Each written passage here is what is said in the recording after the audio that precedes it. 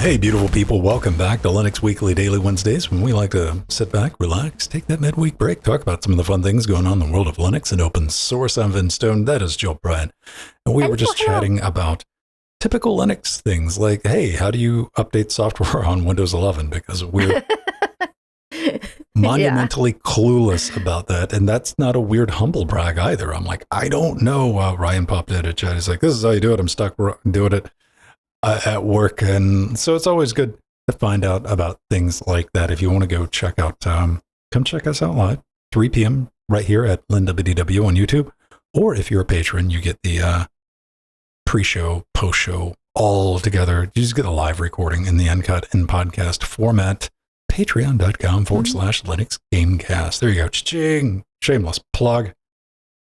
We were talking about PCs and the fact that I don't have an IDE motherboard, Joe. Yeah, I got nowhere. Hundreds. I literally do. Yes. Yeah, I have at least 100 and 120 computers with IDE in it still. Just in case one breaks, you got backups. One over there. Yeah. Well, I've got all my 286s, 386s, 486s, and the list goes on and on. Now, if you got a motherboard, you probably want to put it in a case. And I saw a really interesting case earlier this week. I put it all over in the social medias. I told people about it, talked about it on Linux Gamecast for a little bit, and I'm not going to go over it too many times, but I wanted to give it a little mention here because I know we got a bunch of people that don't watch that. And of course, I'm talking about a case from Teenage Engineering. Now, if you're into audio, synths, sampling, you're familiar with their friends over there in Sweden. You might be more familiar with, like, oh man, they make expensive stuff. And I'm like, yeah, they do. Mm-hmm. That's what like caught me off guard, because I saw, I was like, hey, Teenage Engineering is making a new PC case. And I'm like, well, I'm not terribly interested in that. And they said, and it's completely free. Well, yeah. I just might be. This is the Computer Dash 2, a follow-up to their Computer Dash 1, which was an aluminum case. You know, it was a kit. You had to put it together, put some screws in it. Mini ITX, you can put up to, I think it's, I forget the exact specs, but it will fit like a dual slot GPU. And it's made out of PP plastic, and it's molded in one sheet, what you're looking at there. You get one sheet up, it's like a IKEA box minus the Allen wrenches. You fold it, you kind of roll it around, and you clip the top and the bottom into it. Yeah, so cool. I love it. Yeah, man. And it takes one of those SFF power supplies, which I got one of those later on, and a mini ITX motherboard, and it's got spots where you can put fans in it. It's got a little handle up top. And I'm like, that's pretty cool, man. That's awesome. I had wished in the 90s when I was doing gaming LAN parties that that every case I had a handle on it. And some of them didn't, so I would put my own handle on them. That was not an uncommon thing to see, man. Like, attaching your own handle, because you were dragging. These were not these lightweight cases you kids got now where you can sneeze and knock. These are just old steel cut you up cases, like, ugh. And that was before you put anything in them. Had big spinny drives in them, had optical drives in them. Yes. It was a different time. But seeing something like this is pretty neat. Teenage Engineering, look for the computer too. But I don't know what's going on, because when I talked about it on Saturday, when you went to the website, because they immediately disappeared, right? Mm-hmm. Free stuff on the internet. Everybody showed up and they're like, mine. I was even late. I'm like, but it had a little button. It's like, hey, join the queue. And I'm like, click. I would like one, please, eventually. And it said, we'll email you if they become available again. Now that button's gone. It just says sold out. Yeah. Ooh.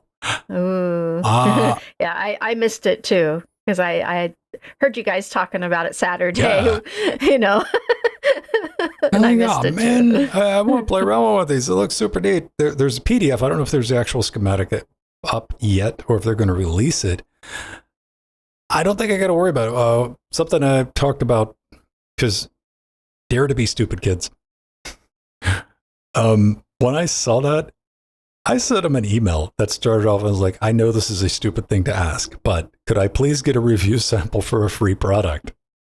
Smiley face. They wrote me back this morning. Ooh. The PR manager over at Teenage Engineering is like, I'll see what I can do for you, man. Just let me see. Aw. Oh, maybe I'll be able to get one. Maybe, hopefully they come back in stock because, charge $5 for it. I love something like this. This is lightweight. I'm looking at it as more of you could make just a regular PC case in this, but the way it easily just unclips and rolls out. Again, I got to play with it, but like looking at the actual design on the PDF they provide, this could make a very interesting alternative to a traditional test bench. Because you can't just roll it flat out on the floor, plug in what you need to and stick it back together. So what I pitched him, I'm like, I might do like a Linux DAW thing in one of these. And so we'll find out. If I get one in the mail, I'll be like, we'll do a little video and we'll play around with it. So yeah, the computer 2 from Teenage Engineering. I hope it comes back in stock because I would be way more inclined to do a video project with it, knowing that people could get their hands on it versus LOL, look what I got. You cannot has one, right? Yeah. Yeah. I mean, honestly, I think they could charge minimally like $25 for one. They should charge like $5 or something, right? Like even in my email, like what I said, like I will absolutely, because I was like, even if I gotta pay like international shipping, because I was like, these are really cool, man. I love this idea. I want more of these from different companies. Yeah. If they're $5, $10, something like this, having a case like this always, and it's semi-transparent. It's not completely transparent, but the engineering behind it, big fan of it. There you go. That's all I got to say. Also, you might be hearing my lawn enthusiast neighbor. We were talking about him in the pre-show. Lovely gentleman, by the way, but he's apparently Jill's got. You might have one of these neighbors next to you. He is a lawn care enthusiast. He's the type of person who will miss no opportunity at least 3 times a week to be out cutting his grass. And today it just happened to sync up on a Wednesday. So you might hear him in the distance. He's across the road. It's not like my lawn guys are here cutting my grass. So, Jill, what's on that shirt? Oh, yes. So this is a Paimon shirt. Paimon from Genshin Impact, and this is her emergency food logo, which I love.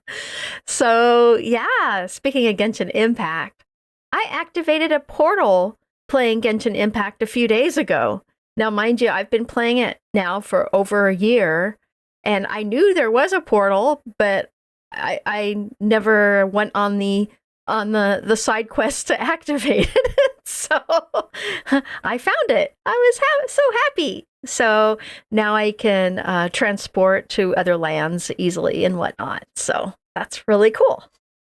I mean, I already could transport to lands easy, but this lets you transport farther, like to an island that you can't swim to, for instance. It's too far away. So no, I want to circle back to emergency rations, Joe. Yeah. What do you consider emergency? What do you have to be down to at the house before you say, Steve, we need to go grocery shopping? Well, I just either DoorDash or Uber Eats in that case. I defeat this. Like, we don't cook here. There's no food to begin with. Yeah, we don't cook. When I'm running out of my my granola or my healthy cereals I like in the morning, if I run out of those, then I need to go to the store. Oh man, yeah. There's always the just being just raw lazy of like, oh, feel like going to the store. How long can I put it off? You get really creative and MacGyvery with dinner. Then you break down and you're like, I don't have time to go. We got to go to the store. Why? Because you're thinking about eating an onion by itself, bro. Go to the store. Like, fine, yeah. Fine. All right. I don't wait till it gets to that point. There we go. Let's jump into it with something that we talked about a couple of months ago. We were like, oh, neat. This is so exciting. So back in January, we had talked about Google open sourcing the Pebble ePaper smartwatch operating system, PebbleOS. Woohoo! And that was very, very exciting. Well, now for all those Pebble Watch lovers, we actually have a new Pebble Watch coming. The Pebble Time 2 is coming to a wrist near you. That's my joke of the day. And when you see it, get it. Got mine. Yeah, yeah. So the original Pebble trademark was recently acquired. So the new e-paper smartwatches that were in the works will change from being called Core 2 Duo to Pebble 2 Duo and Core Time 2 to Pebble Time 2. And that's really awesome that they now have the trademark to call it Pebble again. The original creator can now do that. Jill, Thank you, Google. We got to pause it right here. I'm looking at this screenshot, and they're showing a beauty shot. And what it says on the notification on the Pebble watch is, just saw in Discord, my dad used to have a Pebble. Time really flies. You just got called gosh. old. I am old, I guess. Oh my gosh. Whoever is on the receiving end of that watch, you just got called old, Eric. He's just called geezer. My dad used to have one of those. Oh. Yeah. Well, as you can see in the video, the Pebble Time 2 specs are 1.5-inch 64 color e-paper screen, color this time on the higher end model, a touch screen, a metal frame with multiple color options, a heart rate monitor, multicolor RGB LED backlight, of course. and that one was originally called formerly the Core Time 2, which that was the name they were given previously before they got the new trademark. So the trademark came just in time, just before they're about to, well, they've already been producing them, but as people are buying them, this is perfect. And the Pebble 2 Duo specs are 1.2-inch black and white e-paper screen, a polycarbonate frame, black or white, barometer and compass, and that one was originally known as the Core 2 Duo by the company, who had to rename all the names of the watches because they originally didn't have the trademark still after all these years. But thank you, Google, for letting them open source the software and having the trademark. That is very exciting. And of course, both models will include incredible battery life, estimated to be 30 days. Woohoo! Both are water resistant, have step and sleep tracking, a microphone and speaker, and have 10,000 plus watch faces and apps, and can run the open source PebbleOS. So Eric from Core Devices, creator of the latest Pebbles and the original Pebble, states, "We're planning to release 4 different Pebble Time 2 colorways. These haven't been finalized yet, no names yet. We still need to pick them. After the colorways are locked down, we'll email everyone who placed a pre-order for Pebble Time 2 and ask them to pick a color. No need to email us now about it." And he did a wink. So, yes, you can pre-order a Pebble 2 Duo for $149, which is shipping now, and a Pebble Time 2 for $225, which will ship in December. Great price point, just like the original Pebble. Great price points. And make sure to check out our LWDW show notes for all the details and the pre-order link, and go pre-order one. It's awesome.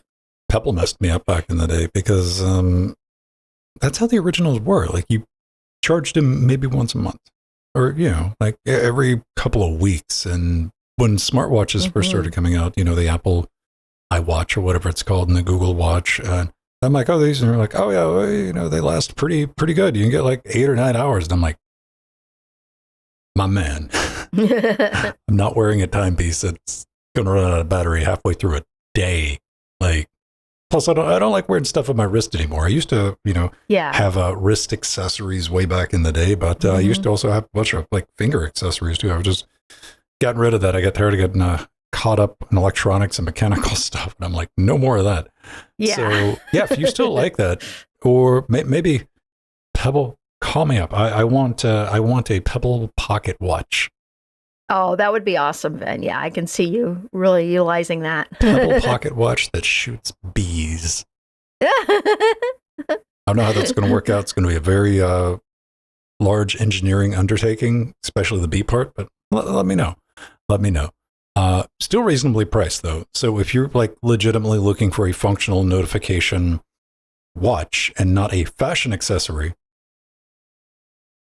maybe go back and check out the Pebble. And of course, they got a GitHub page where the development's taking place.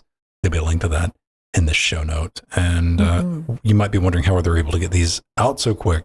They actually tracked down one of the original suppliers that had Pebble 2 inventory laying around. And they're like, give us, we'll buy it from you. And they're able to get everything set up, shipped out. So good on them. Let's follow some good news up with some bad news, because that's how it goes. You tell people the good stuff first, then you tell them to pour one out. Whoop, wrong button. We'll get there in a minute. No new PinePhone. You might have noticed if you've been digging around, PinePhone Pro's been out of stock for a minute. And well, you know what? You might not have noticed, because the Pine 64 Pro, the PinePhone Pro didn't sell enough of them. That's what Pine 64 is like. Yeah, we're going to have to discontinue it, everybody. But don't worry, the A64 is still alive and kicking, and the Pine Store plans to keep it rolling for about 2 more years. What are they up to then? What are they up to? Well, they're talking about the future. You know, there's no plans on a new PinePhone, but they got a bunch of different things in the latest community update to go over. You know, just news about the Pine Note, Wi-Fi compatibility, some issues there. Pine Tab 2, not much is being done on that. But for the PinePhone Pro, I mean, they're not going to sell it, but they're still working on getting all the bits upstreamed to the Linux kernel. And hang on, let me just click the link. I'll save some time. There we go.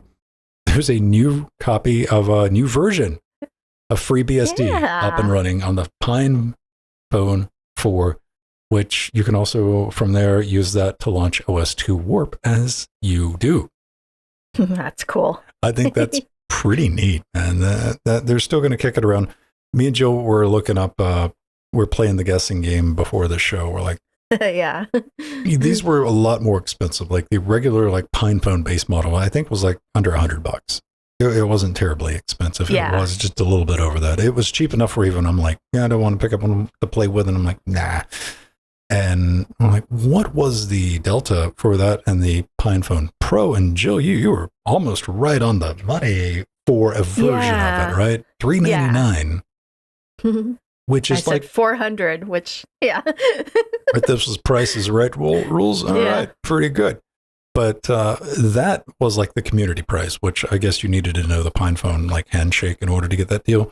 The regular retail price for it was $599, which I'm like, nobody, no wonder. Like, and I understand, you know, that couldn't have been too well. I'm guessing $399 is a lot closer to what their actual cost was. So, you know, there was some padding built into $599, which is a tough sell. So if you got one, don't worry, it's still going to have support. Why? One of the advantages of buying, you know, something with an open source ecosystem is people can keep it alive and kicking far into the future. And despite what, you know, Samsung, Apple, Google, you don't need to buy a new mobile device every year or two. Yeah. You know, speaking of like, everybody knows at least one person's like, man, sometimes they don't even make it a year. And we're not talking like they didn't break their mobile. It was like, oh, I got an upgrade. I'm like, why? Did it not phone well enough? What do you do? People are crazy. They're insane. All right. Touch displays. Yeah. So Raspberry Pi has just launched a new 5-inch version of the Touch Display 2, and it is priced at just $40. It features a 720 by 1280 resolution display with 5-point capacitive touch, and it connects via the MIPI DSI and draws power from the GPIO header. Also, the new display uses the same drivers as the 7-inch model, which is still available for $60. And Raspberry Pi guarantees the production of both models until at least January 2030. And the 7-inch, as well as the new 5-inch Touch Display 2, can be bought from the usual Raspberry Pi approved sellers, Vilrose, Canakit, PiShop.us. And this is great. I mean, there's a $40 version of the Touch Display. You can make a tiny tablet, or, you know, work on possibly your own smartphone. It's pretty awesome. Gosh, I remember then when those the touch displays were very expensive. Like when I started LWDW, it cost several $100s just to get one of those touch displays. Typically they were, and they were also resistive. So, capacitive is something you take for granted these days. Resolution's kind of like not great on these, man. They're 720 by 1280. Yeah. But at 5-inch, it's not that It's 5-inch. bad. Yeah. If you build something with this, and you're like, look at my 5-inch tablet, I'll be like, okay. And $40 for that 7-inch display is 60, and I think the 10-inch is like $100 or $120, something like that. Yeah. TFT LCD. I mean, these are not meant for your desktop, not meant for gaming. These are meant for like IoT smart devices. I need to put up a picture of something where I can touch it and do the things. And I'm on the lookout. This doesn't. It always comes down to like resolution, because like one of the I got an idea for a thing I want to do on interfacing Linux with like a self-contained unit. This isn't quite like 5 inches isn't too small for me to even think about, because I need something a little bit bigger, but like maybe like a 7-inch might be a good idea. This is a good design though, because it's self-powered. You just plug it in, and then here's my big hang up. Plenty of SBCs, plenty of screens. I need a case to put this in. Yeah. Easy enough to like, get my calipers and like figure out the dimensions and get one printed up real quick. But if I want to do something, I want to do something where I could be like, oh yeah, by the way, you can do this too, without, you got to go ship it off to a 3D printer. So I'd love to see some cases with screens built into them that work along these lines. And I went looking around at the different vendors, and they're right at MSRP. A couple of them are a couple of bucks over MSRP, but like, $40-$45, somewhere in there. If you're in the market for it, just go pick it up, man. Now, before we get out of here, this is fun. So I don't want to say this is the only musical instrument that intimidates me, but I've definitely like looked at one more than once. Also, the cost of these things are outrageous. And just said, I can't get into that. And of course, I'm talking about the accordion. Most of you know accordions because of Weird Al. He popularized it. Before Weird Al, people didn't know it was like an accordion. Do you mean a squeezy box? And I'm like, oh no, the accordion. And you too can be on the stage in an arena playing an accordion. It can happen. Don't let people tell you otherwise. Well, somebody decided to turn one into an embedded MIDI synth, right? If you've ever just been sitting around the house, man, staring at your accordion and you're having that think, man, you're like, man, I wish it had an embedded MIDI synth in it. Well, here you go. Because that's what happened to Sergi. And he just straight up built it. It's using Compute Module 3. He's running Fluid Synth on it. And using the Waveshare Compute Module PoE board. He got it all crammed in there. Like, it's a tight fit inside of an accordion. They really do fill the volume of the case. The system handles playing 64 different notes simultaneously, and they can be assigned to like some key presses will, just trigger good old fashioned squeeze back, while the other ones will trigger, MIDI synth events, your beeps and your boops. So trigger to sound latency is pretty good on this too. He said he's got it down between 1.5 to 3 milliseconds. Yeah, that's really good. Which is really good. There's the internals right there. So yeah, like he had to squeeze it in there. It in there, but did a good job with it. Looks good. I'm a big fan of just crazy stuff like this. Like it's slick looking. And Jill tracked down a video of Sergi like wailing away. There'll be a link to it in the show notes. So if you want to go check, hang on, let's get some inside screenshots of that. All the things going on. Yeah, that's your modern, just good old fashioned MIDI synth Raspberry. I love crazy stuff like this. Yeah, me too. As a huge fan of synth music, electronic, especially early electronic ambient music, this just makes me very happy. I love this kind of thing. And in fact, I found Sergey Antonivich's his YouTube channel playing his accordion bellows synth music before we even had the topic here on the show. like just recently, like a few weeks ago. So That was awesome that when Ven found the link. I'm like, oh, yay, cool. Hey, we're going to talk about it last week, but I forgot. Yeah. Forgot. So if you're into the hyper niche, which is not death metal polka, but accordion synth, there you go, man. Yeah. There you go. Love people doing weird things. That's going to wrap us up for today, though. Like I said at the beginning of the show, come check us out live at LWDW right here on YouTube. Smash that thumbs up. We got to remember to start saying that at the beginning of the stream. Fam. Like, subscribe, click the bell twice. Make sure you get all the alerts, all the one alert that's sent out every week. Actually, it would be two. One for the live show and like one when the produced version of the show comes out. And pop in chat. Come say hi. Yeah. We'd love to have a chat. And you can get all the podcast information on linuxgamecast.com. We're on iTunes, Amazon Music, Spotify, you name it, man. Show's been out for a while. While you're there, you like the show, you want to kick us a couple of bucks, help support what we're doing, keeping the ads away from your ears. Patreon.com/Linux Gamecast. There's even a big button with that weird new logo they got, I like the old logo a lot better on Patreon, but yeah. That's how we finance this, along with LibrePay. We got PayPal donations, and of course, magic internet money. Yeah. That'll get you a copy of the live and uncut version of the show. If you're listening to the podcast and it's working for you, it's great. You're like 25 minutes, 30 minutes. Awesome. That's the time I got. You're good to go. But if you are a patron, you get the entire podcast version of the live show, which is before we even go live, our pre-show, the main show, and the post-show after that, plus a video version of the show, which looks better and sounds better than what's uploaded to YouTube. YouTube's like, I'm just going to mangle I get in fights with YouTube about how bad they mess up video. And you can download it. There you go.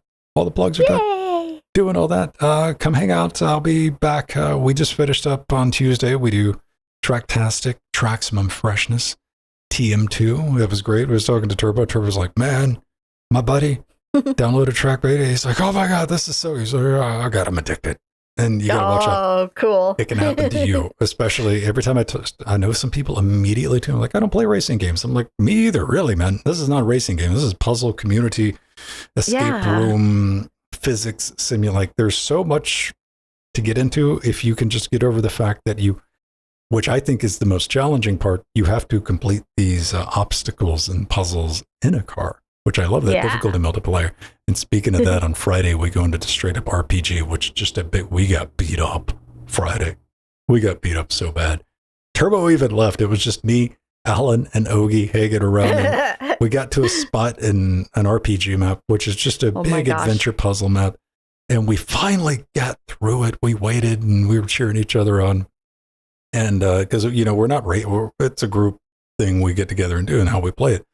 And, I forget who, but we all finally got over this really dumb spot. And we're like, why is this here? And we get around the corner and there was another really dumb spot. And what did we do? We didn't quit. We got through that. We're like, we're not giving up. We're not giving up. Then we get through that and there was an even dumber one. Oh boy. Which that doesn't happen. Charm. The third one was charm. I told I was like, I'm out. It was already like 9 o'clock under 10:30 or whatever it was. I'm like, I can't grind on this. And usually there'll be like one dumb spot, which is great. You can do what Alan did one night where we sit around, we waited on Alan probably for like 20, 25 minutes. And trust me, people have waited on me for like 20, 25 minutes too. But Alan, the reason I'm bringing this up, he finally made it. He landed it and logged out. Oh, I respect that. He was like, all right, that's all I needed. We do that on Tuesdays and Fridays, TM2C on YouTube. You can join if you're a Twitch sub on Linux Gamecast or a Linux Gamecast patron. Go look in our super secret Discord, look in the Trackmanias and check out the pin post. And you too can come play on when I say self-host, I mean the server's back here in the rack on a Raspberry Pi at my house.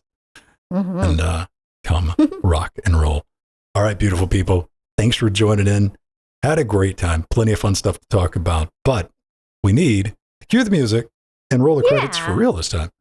Yeah, and we need to thank our advisor, Artheron. And Artheron, thank you for the PinePhone Pro update. And we have wonderful executive producers, including Drummer 7, the Targos. We have a Chicago Kicks Mules level with Glorious Egg Roll, Basil, and Empty. And we have our Sea Monsters, System T, RL, Rider Ex Machina, and Death Notes, Oil of Hope, Zeno, Nova, Chad, Romeo, Martin, and our chairlings, Mere PPC, Door to Door Geek, North Ranger, and the list goes on and on. I cannot name all the names. I know, and you missed quickly. Jill and Steve. Yeah. Yes, and I'm still on there from many, many moons, like 12 years. I've been a patron. Ladies and gentlemen, boys and girls, plenty of time to get up to something during the rest of the week. So go do it. Go have some fun. The weekend will be here soon enough. But we'll see you next week. Bye, everybody. Bye, everyone. Happy bouncy music.